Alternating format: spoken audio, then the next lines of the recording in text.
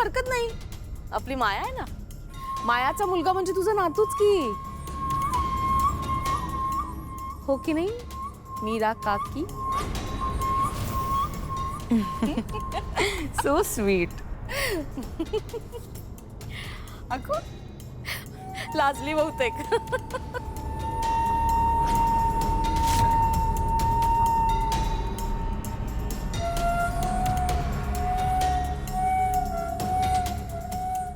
वाह मंजिरी वाह, तुला अशा अवस्थेत बघून एवढा आनंद होतोय ना मला, त्याची तुलना कशाशीच होऊ शकत नाही.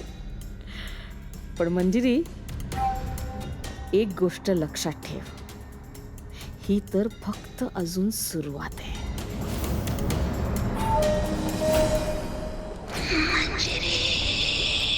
नर्मदा नक्की काहीतरी जाणून घेण्यासाठी हे करत असेल, पण लक्षात ठेव, ती वाकड्यात जाता कामा नये. या सगळ्यात जी पात्र आधीपासून आहेत, हे युद्ध फक्त त्यांचंच आहे. मार्जरी, त्या नर्मदामुळे माझी थोडी चिडचिड होतीये. आजपर्यंत तिच्यामुळे आपल्या कार्यात मला कसलाही त्रास झालेला नाही आणि तो पुढेही होणार नाही.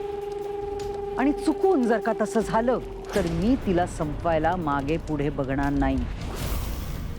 मला काळजी दुसऱ्याच गोष्टीची आहे. दुसऱ्या कोणत्या गोष्टी?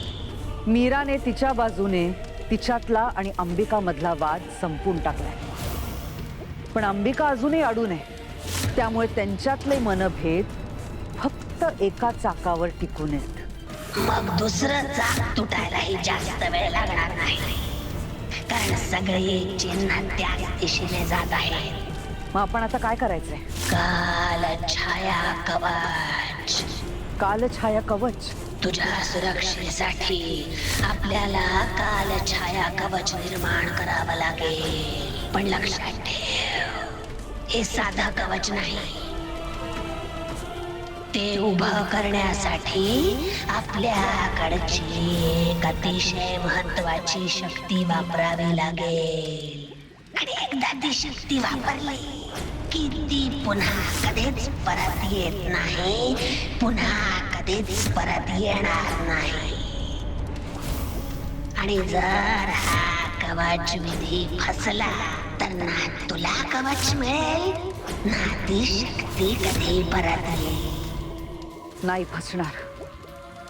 मी नक्कीच हा विधी पूर्ण करण्याचा प्रयत्न करेन. या विधीसाठी काही पायऱ्या आहेत, आणि सगळ्यात पहिली पायरी म्हणजे तुला मनुष्य आणि आत्मा या दोघींचे केस एकत्र जाळून त्याची राख कालमुख मण्यावर चोळावी लागेल. आणि दुसरी पायरी? आधी पहिली पूर्ण कर, मग पुढचं सांगते.